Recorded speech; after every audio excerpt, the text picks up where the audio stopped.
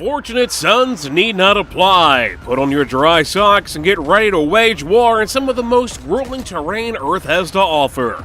We're taking a quick peek at Rising Storm 2 Vietnam. Rising Storm 2 Vietnam is a first-person multiplayer squad-based tactical shooter, which basically means that things get real complicated and real difficult real fast. Developed by Tripwire Interactive and Antimatter Games, it's said to be a direct sequel to 2013's Rising Storm, which in itself was a sequel to Red Orchestra 2, that of course came after Red Orchestra Onslaught 41-45 from 2006, that was based on Red Orchestra Combined Arms, that was a total conversion mod for Unreal Tournament 2004. The mod won the Make Something Unreal competition hosted by Epic Games in 2004, which got the ball rolling not only for the series, but for Tripwire Interactive itself. The series has finally moved on from its original World War II setting with Rising Storm 2, as the previous game focused on the Pacific theater of that war, while Red Orchestra was about the European theater. This time it's gone from island hopping to wading through the jungle with a setting that isn't seen all that often. Back in the early 2000s, there was a bit of a subgenre of first-person shooters specific to World War II. But after the well ran dry and audiences became fatigued with that setting, developers set out to catch what would be the next big trend. Some games did venture into Vietnam, but they were few and far between, as it quickly became apparent that the modern setting was where the money was at, and Nam quickly faded into the background along with World War I and the Korean War. The settings popped up a few times here and there in titles like Call of Duty or Battlefield, but for the most part it hasn't been the main focus of many games, which may be somewhat of a good thing. The war itself was a bit of a mess for a multitude of reasons, and playing a first-person shooter with a focus on realism as well as immersion does a good job at showing that off. Realism in shooters always means one thing: a really fast time to kill. Only 1 or 2 shots are enough to deal with anyone you come across, which makes pretty much every weapon a viable option. Things usually boil down to see first, shoot first, hit first, which, while being realistic, can lead to some frustration. Maps in Rising Storm 2 are huge, with multiple objectives scattered throughout. Due to the setting, most of them are set in the jungle, which can be both a help and a hindrance.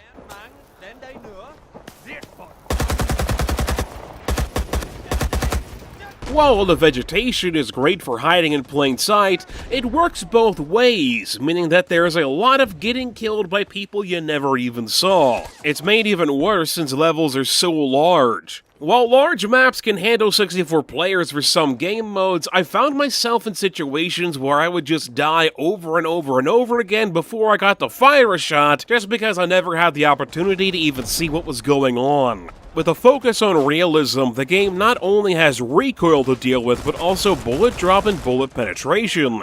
The bigger the round, the tougher the material it can go through, and just because your sights are on an enemy doesn't mean you'll be able to hit them at a distance. Contrary to popular belief, bullets don't fly straight, and I'm not talking about them curving around corners like in Wanted. Just like everything on Earth, they're affected by gravity.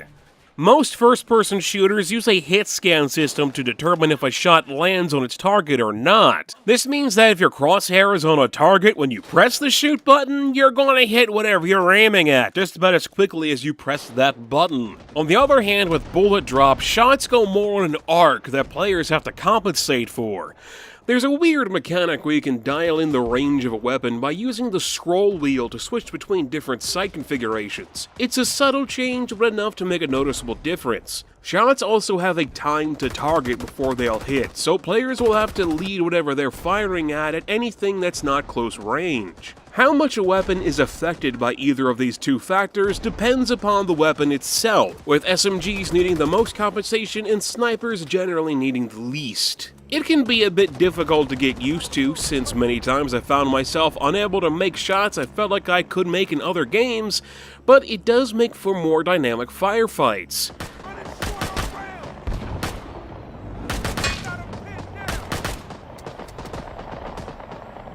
Aiming down sights is something players are going to want to be doing almost all the time, as hipfire is kind of unreliable, since your gun isn't static to the middle of the screen and can move around all over the place. Rising Storm 2 has a suppression system that happens when bullets whiz by your head or nearby explosions go off, and it messes with the player's senses. It causes the screen to shake and get blurry until you take cover to ward it off, and things only get worse if somebody calls in artillery. This makes cover extremely important, since it can help negate the effects of suppression as well as block bullets, and you will automatically brace your weapon on whatever you're using as cover to help increase your accuracy. The game will let you know if you're bracing your weapon on something or not by having a symbol show up on screen, as well as informing you if you'll shoot around cover or hit it instead. While standing still, players can lean around corners to try to get a better look at what's going on, but it can sometimes be a bit finicky and not want to work correctly due to the automatic cover system. Vaulting also has some issues here and there. Low walls or windows can be vaulted over instead of jumped over, but it doesn't always work smoothly and can sometimes bug out in different ways. I never expect a game to be perfect, but in a game like this where enemies can kill you with something as simple as an intense look, getting caught up on a fence or terrain can make you a very easy target. In keeping with the realistic theme, the game has a minimalistic heads-up display. There's no minimap or even health and ammo indicators. In order to see where you are, players have to check a large map, which leaves them open to attack. Ammo, on the other hand, is a bit of a guess and check system. Holding down the reload button will let you check the current magazine and give a vague indication as to how many bullets you've got left in it. Unlike other games that focus on realism, reloading before emptying a clip won't cause you to lose any unfired rounds. Instead, the used magazine will be kept in an inventory of sorts for use in the future. This doesn't mean that the game pools all of your ammo together, however, as loading a gun with an already used clip means it still only has as many bullets in it as it did before, so it's something you've really got to keep an eye on when reloading. Rising Storm 2 is spoiled for choice when it comes to weapon selection. With the Vietnam setting, there's two sides to the fight, the North and the South.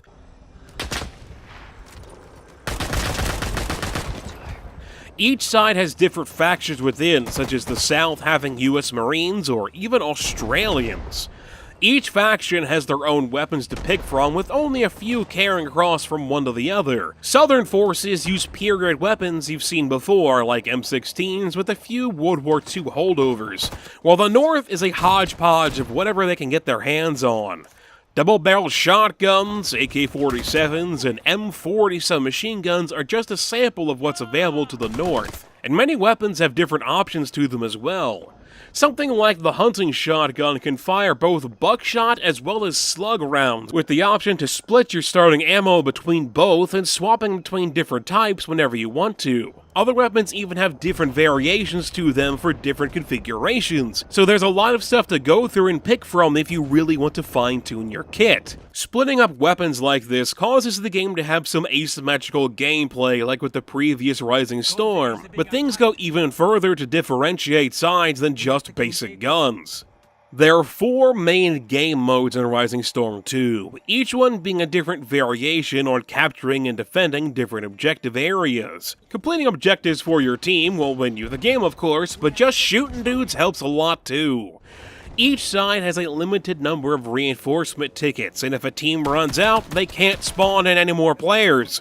Game modes like Territories and Supremacy mostly focus on objectives over everything else since they're played on large maps with many players. Skirmish, on the other hand, is more focused on just getting killed, since each team only has a couple of respawn waves that are only increased by capturing an enemy objective. Taking out an entire team who's run out of respawn waves will win you the game, which makes for quick rounds opposed to bigger game modes with upwards of 500 reinforcements at a time. What really comes into play with these bigger game modes is the squad system. Members of each team are put onto different squads, with each one being assigned a squad leader.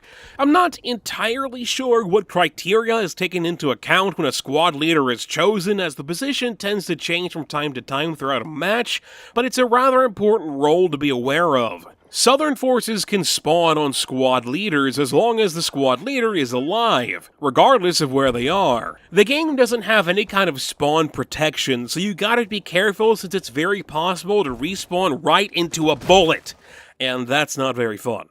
Northern squad leaders, on the other hand, can build stationary tunnels that act as spawn points for their squad. Tunnels can be destroyed if you happen to find one, but it's always a good idea to be wary when approaching one.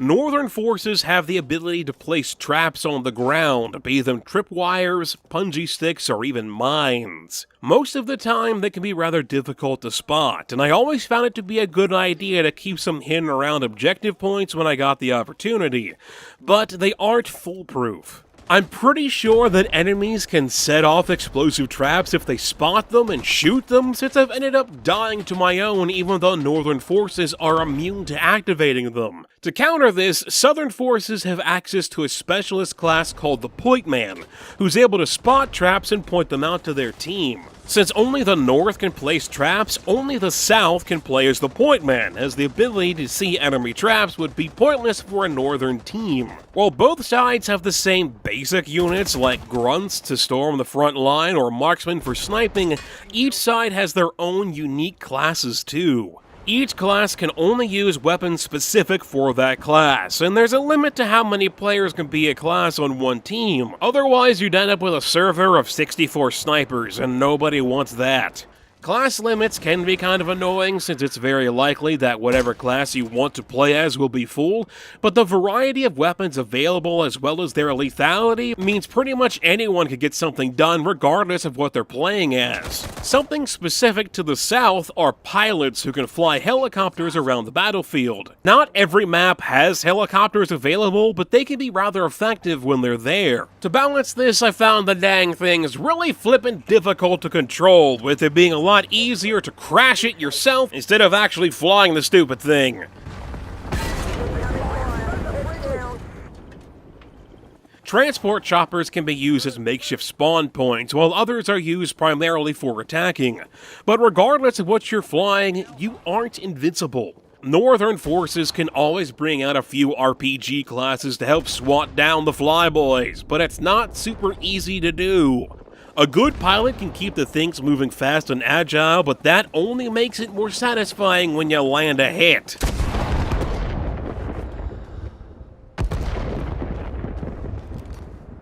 Taking out transports is really something to focus on when dealing with choppers, since they usually carry multiple enemies at once, but you only get 2 rockets at a time, so be sure to aim your shots before firing. Other important classes to keep in mind are commanders and radio men.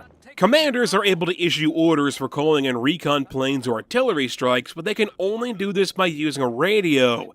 And while there are some stationed around a map, it's ideal for a radio man to be nearby so they can call things in while on the move. Each side can call in different support, such as the South dropping napalm or having gunships show up, while the North has anti-air defenses to deal with them. I tell you what though, nothing is more terrifying than hearing a barrage is on its way to a nearby location with the only option being to hunker down in a bush somewhere and hope they somehow miss.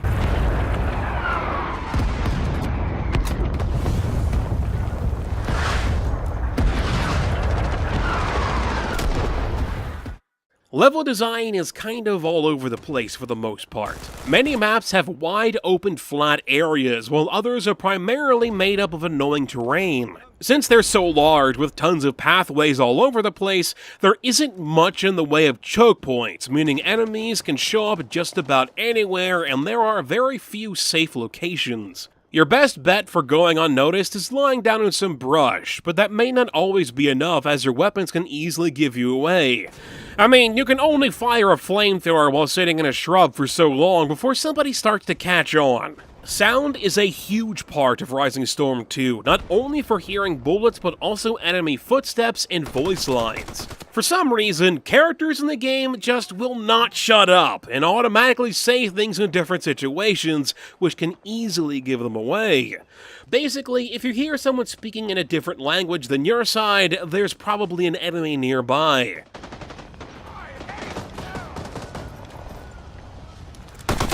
Players have to be careful though, since the game does have friendly fire on by default, and it's just as easy to kill your teammates as enemies. I found it annoyingly difficult to quickly identify enemies from teammates since character models tend to blend into their surroundings. The only thing that lets you know who's on what side at a glance are little triangles that appear on friendlies, but they only show up if that player is close enough to you, and sometimes they tend to lag behind. Team killing can lead to longer respawn times, as well as just getting kicked from the server you're playing on if it happens too often. I understand the game is going for realism here, but there just has to be a better way to distinguish teams. At one point, I was so afraid of killing teammates, I'd end up hesitating on shooting enemies who were right next to me just because I wasn't sure which side they were on, and the triangles are rather unreliable.